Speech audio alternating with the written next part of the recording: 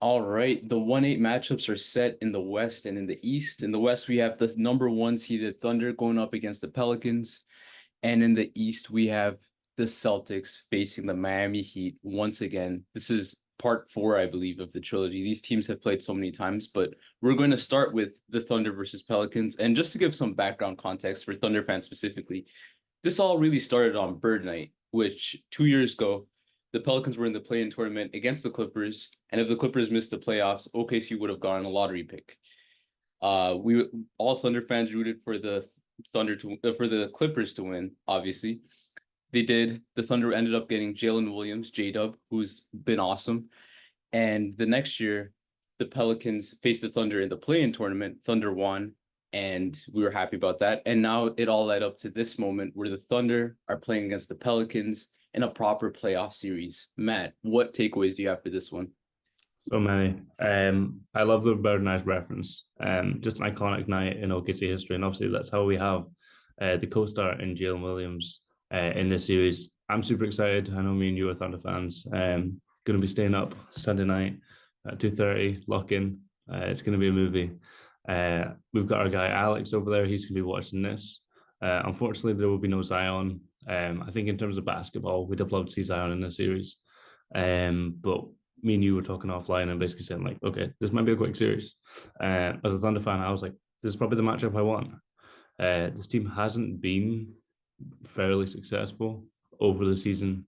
They've had some hot stretches. They've managed to hang around, but obviously without Zion, a guy that just dropped 40 in the play and then had to walk off with a hamstring injury. The team's not really been able to put it together in terms of lineups. And when OKC's played them, it's always been a good battle.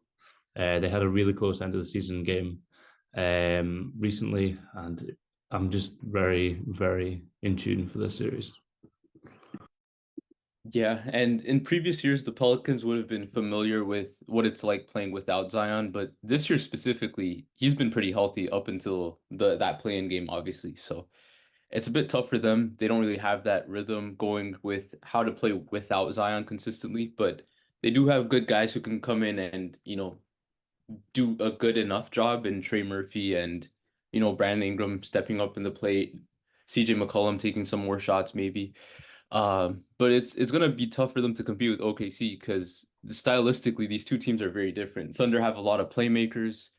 They slash to the rim, create for each other, all that stuff. Whereas the Pelicans kind of have this, just a lot of long wings and good defenders, but who struggle offensively and creating shots for themselves and creating shots for others. Like it's pretty much just Brandon Ingram taking tough mid-range shots, CJ, who's been streaky all season long, and then Trey Murphy, who's really good, but with a ball in his hands, he's not very consistent, but he can light it up from deep for sure. Whereas the Thunder have like a more balanced team with, Shea and Jalen Williams, who are probably two of the three best players in the series, I guess you could say. I would say that we can go into our top three, but yeah, probably Shea, J Dub, and maybe it's Brandon Ingram.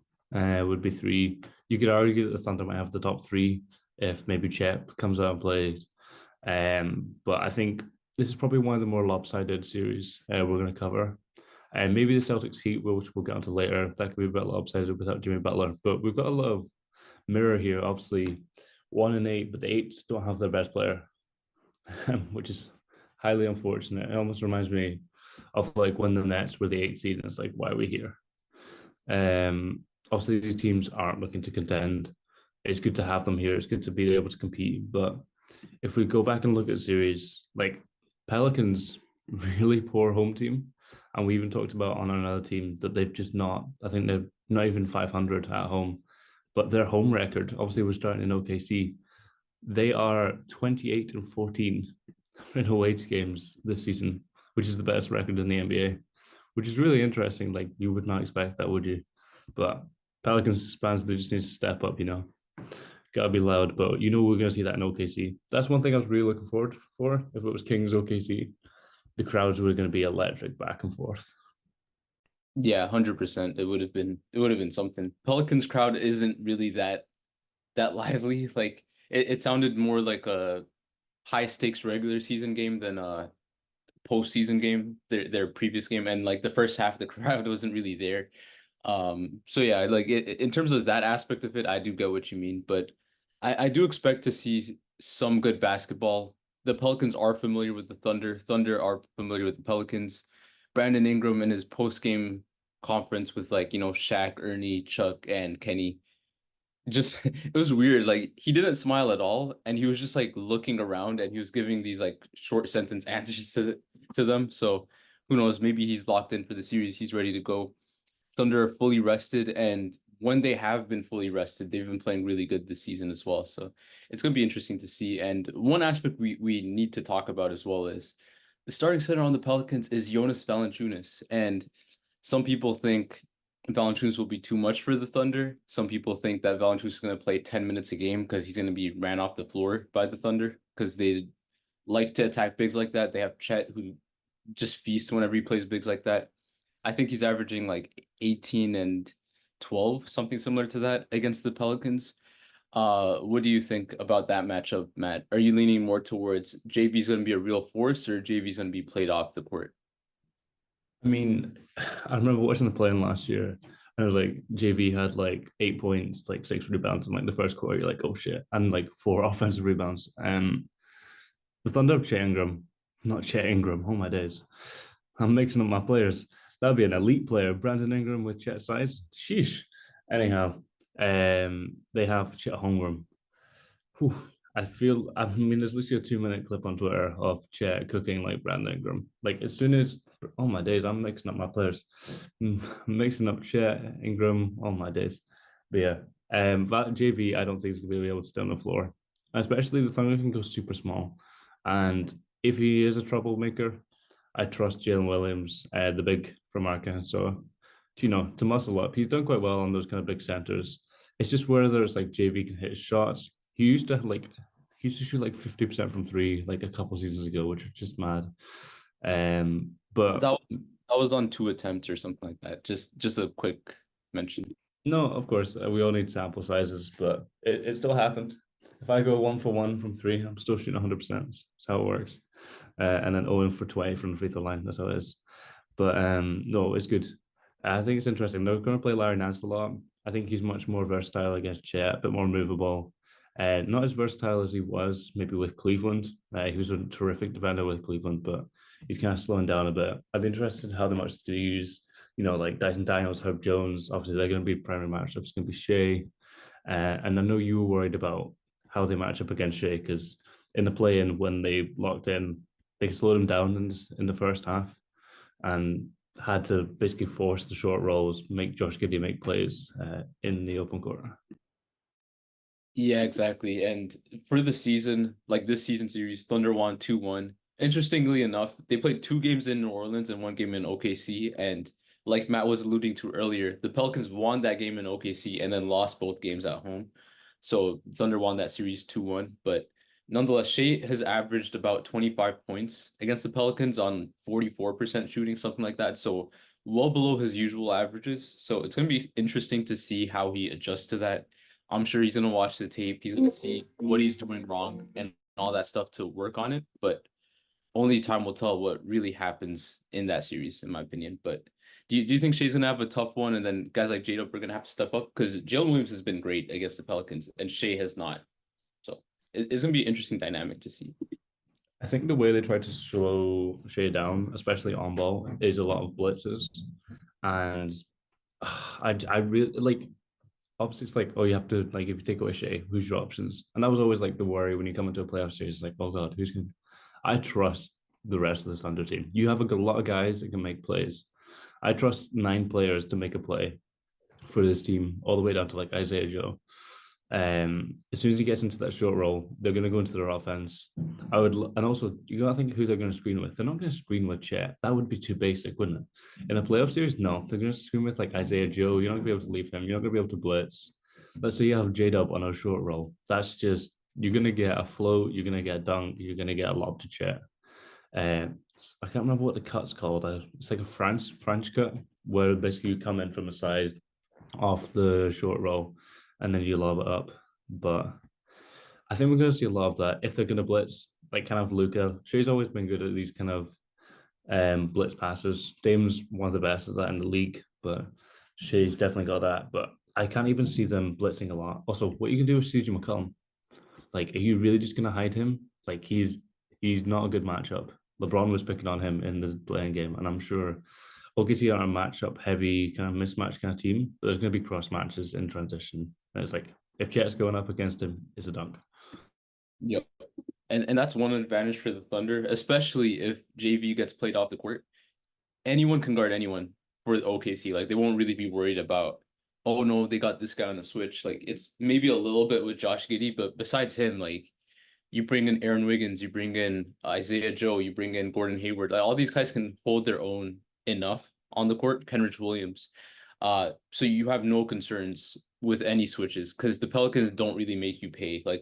It's just Brandon Ingram tough mid-range buckets that you really worry about. Other than that, you can just stick with people on the perimeter. Don't let them drive on you, and you're chilling. So I think that's going to be a huge advantage for the Thunder, especially the pace that they like to play at and their ability to execute on the half court. So it's going to be interesting.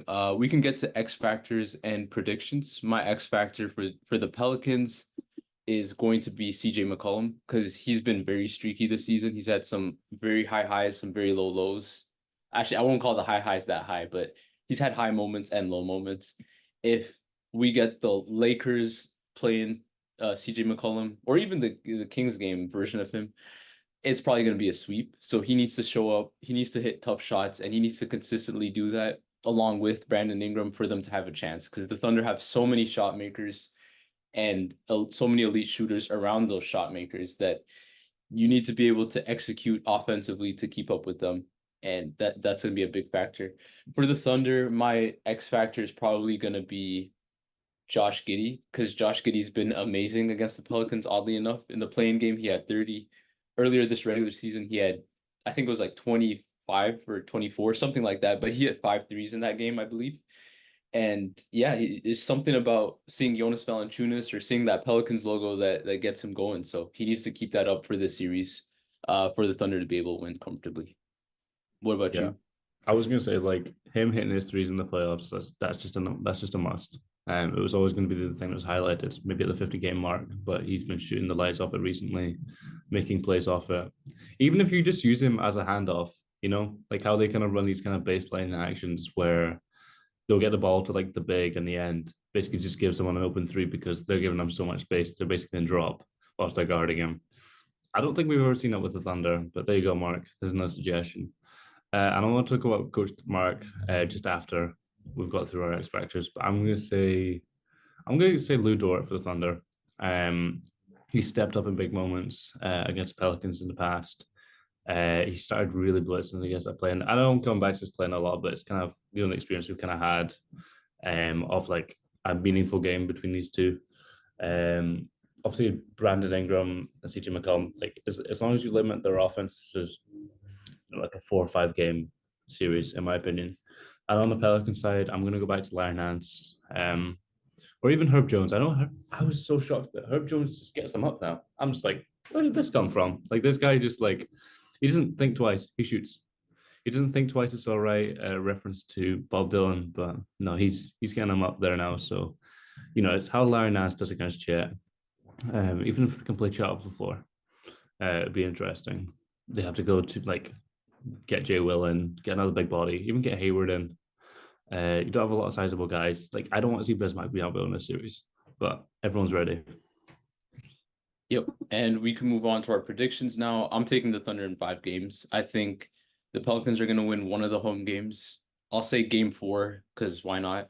And then the Thunder will close it out in 5. So that is my prediction. Matt, what about you? I'm in agreement. Thunder and 5, and I could go as far as Thunder and 4. And I don't We want could. to. I don't want It's to just stand the on business offense. that hard. Yeah. Yeah, exactly. That's the thing. But it's just the offensive difference between these teams. And defense. Yeah. Yeah, defense too. I mean, I like the Pelicans defense, but Thunder with their switchability and all that stuff, they're better than the Pelicans in both areas of the floor. So they should win this series. And they're the number 1 seed for a reason. So we shall see what happens in about a week and a half. But moving on, we have the Boston Celtics against the Miami Heat. Part 4 of this iteration. I think part 3 or 4 of this iteration. I think 4 is what I'm gonna go with. You guys can fact check me on that one.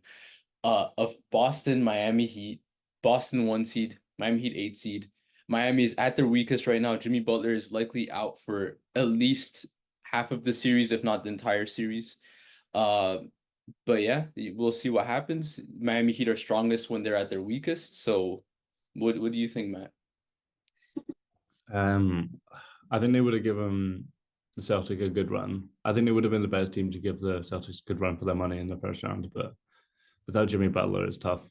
I'm only saying this just because Jimmy Butler has just been such a playoff riser, and he basically single handedly led the Heat past this team in the conference finals last year. That was a hell of a series. Obviously, the Derek White put back. That was his kind of like first moment of being like the guy he is now. But yeah, the Celtics are too good, man. They just are. If I'm putting my prediction, I'm calling this a sweep already. I know Tyler Hero went off in a playing game, almost had a 30-point triple double, which is mad because this man should. How is this man passing the basketball? Um, man's just out there to get buckets. But it's kind of tough. But it genuine. I'm gonna just tell you now, Celtics in 4. Yeah, I hear what you're saying.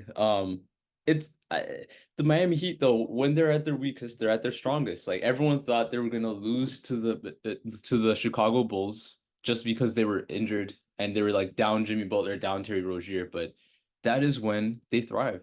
And you know what's crazy? The Celtics average 120.6 points, and the Heat average 110.1 points. I believe this is series average. This is according to NBA.com. So this is like their head-to-head matchups. Celtics just don't score the basketball, which is, or the Heat just don't score the basketball, which is weird.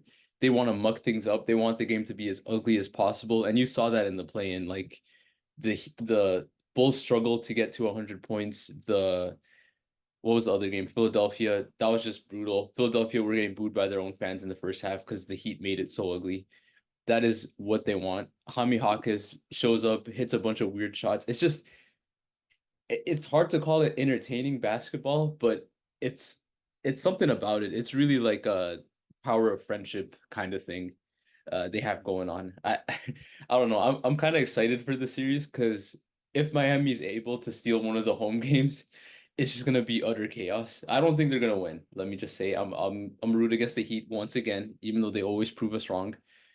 I think they're gonna lose in 6 games, but it's gonna be hilarious to watch if the Heat are able to squeeze out one of these first 2 games against the Celtics. Yeah, if they win a game, they're gonna chat. They're gonna take a lot of shit. It's gonna happen. But what's gonna happen is some like Caleb Martin came out of nowhere and just like, I guess I'll take the prime Jordan jeans. There's always one role player. It's like, I'll be that guy. Don't worry, I got you. I'll fill that destiny. Yeah, this so Heat culture because he was about to come out of nowhere and be the MVP of the Eastern Conference playoffs because he played so good in that game 7 last season when the Heat almost blew that 3-0 lead. It's just insane. We'll see what happens. Jaime Jaquez said that Jimmy Butler told them to leave the softness at home. So these guys are gonna come in locked in, desperate, hungry. They're gonna try to muck things up. And the thing with the Celtics too, the reason why I'm even entertaining the idea of the Heat winning is because when it's a close game and it's in the clutch, the Celtics have not been good. It's just that they're so good, they're blowing teams out. But if a team is able to keep it close with Boston, they struggle. So that's something to keep in mind for the fans. I guess we can quickly touch on X factors. We gave our predictions. I say Celtics in 6. Matt says Celtics in 4. So, what are your X factors for this one, Matt? I mean, it could be literally any Heat role player. like, um, it's interesting. Like the Al Horford Bam Adebayo matchup is interesting because obviously you stretch Bam out. If Al Horford can hit his threes, they're gonna run their silly zone against it. That's gonna mess up their 5-out offense. It's gonna be interesting to watch. Like I will watch it because like it's Spolstra playoff coaching. Like you don't want to miss that. But what other times they do is like every time they get Al Horford, like in the post, he gets like a post up. They're just like, we're not helping out the shooters. You can try beat Bam 1-on-1. So basically, just how honest he keeps them because he's currently their 6 man. With Porzingis, I guess Porzingis probably going to be able to punish the big more, but I can't even tell you who's backing up for Bam Adebayo. At this rate, I've not been following the Heat that much this season. Yeah, those are fair picks. I'm trying to think what my X factors would be for this one because it's tough. I think for the Celtics, this is just a general X factor, but 3-point shooting. If the Celtics are able to shoot at a high clip, the Heat just won't be able to keep up with them. And if the Heat aren't able to keep up with them, they won't be able to muck things up in the clutch. So that's kind of what my thinking is. Uh, Moving on to the Heat side, I'm just trying to think because the whole existence of the Miami Heat franchise over the last 5 years is an X factor in and of itself, just because it's the weirdest basketball you've ever seen. Constant, like the thing about the Heat that's so crazy is every defensive possession they change what they do, and you don't know how Eric Spoelstra is communicating this to them, but they're just like all in sync and they know Spoelstra did this like slight change in his hand signal. That means we're going from a 2-3 zone to a box and one for just one possession to try to throw off the other team. So it's just insane. But Miami Heat basketball is interesting. I'll say my X factor though is gonna be the random role player who shows up and has a crazy series. So Haywood Highsmith, you're that guy, pal. So if he's able to have a big series, I believe the Heat have a chance. And that sounds crazy, but like I said, the whole existence of this Heat franchise is kind of crazy. Yep, he was bricking in the Sixers game as well, so that's funny. I'm gonna pick my random ass role player, just because like Duncan Robinson's out. He had a burner last playoff series, but maybe not role player. But he didn't start. I'll just give me Hammy Harkes. They had Tyler Hero going off in the bubble, like chatting shit. And there's like so many good like memes and like I remember that era. There's oh my god, this is the next guy. He's like a top 25 player. Oh my days. Give me Jaime Jaquez. He's been a bit quiet since the start of the season. Obviously he's been knocked out like the top three voting for rookie of the year. When he had some earlier buzz, but he's a UCLA purple and gold man, so maybe he can channel his inner Kobe and take it to a playoff series.